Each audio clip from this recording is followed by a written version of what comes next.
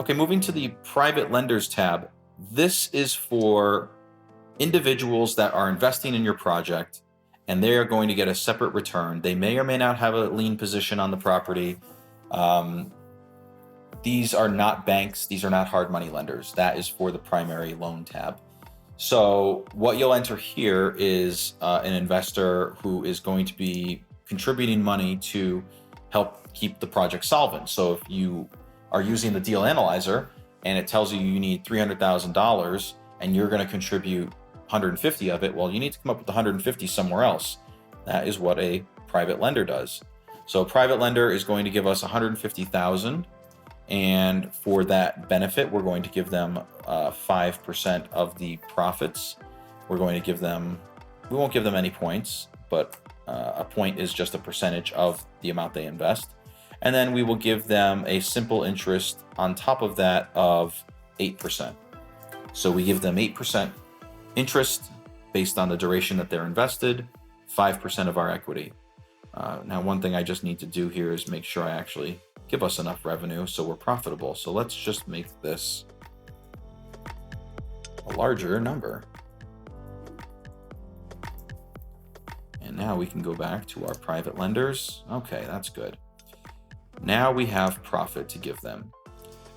We just like to keep track of whether or not they've signed the investment documents. That should always be in writing. Whether or not you need to give them a W-9, consult your CPA about that, depending on how you plan on paying them. What day they are going to start investing. So let's say they started on the 1st of January 2020. Loan maturity date, this would be the day that the money is due back to them, not necessarily when the project will be completed.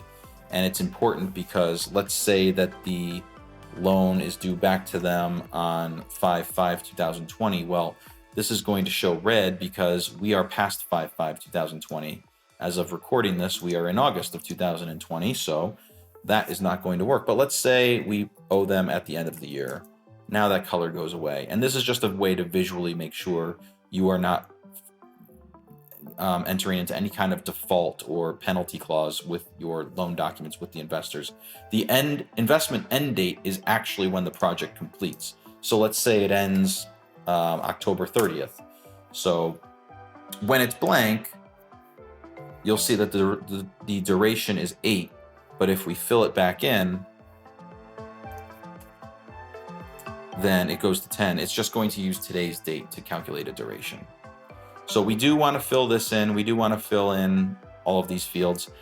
Penalties and bonuses. This is basically if an investor, say they want their money back and you've got a penalty clause, or say you take too long and don't pay them when you're supposed to pay them, do they get an extra amount? This is an amount that will be deducted from what they're owed. So we go from 17,800 to 17,300. And a bonus would be if we do something and they get paid for it. So that's where you would track that.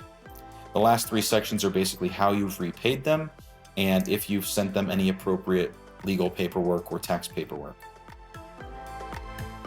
The last thing to pay attention to here, and you'll see that it's this pink and red, is that we actually have a little bit of an issue with our spreadsheet. So if we go to the budget tab and we go to our lender section, we will see that it's actually shown up here as well. We have a little error message shown, but this is our feedback. So what we think we're going to pay our lenders needs to be fed back into here. And the reason we can't do it automatically is because the spreadsheet will throw what's known as a circular reference error. So we just have to manually enter that here.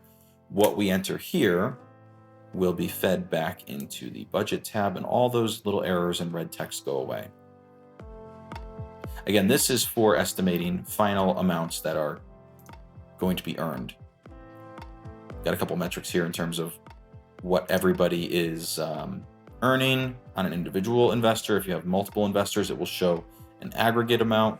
And then we've got some additional information down here in terms of how much is due to the investor, exclusive of their principal. So how long they were invested for, what their interest per diem was, total interest that they earned, total equity based on the pre-tax profit, If you're going through the project and your final one pre-tax profit number isn't really firm, or it might be off, you can always override it. So say you think that, you might actually come in at like 135, you can put that in here, and that will give you a real-time update for your investor's equity.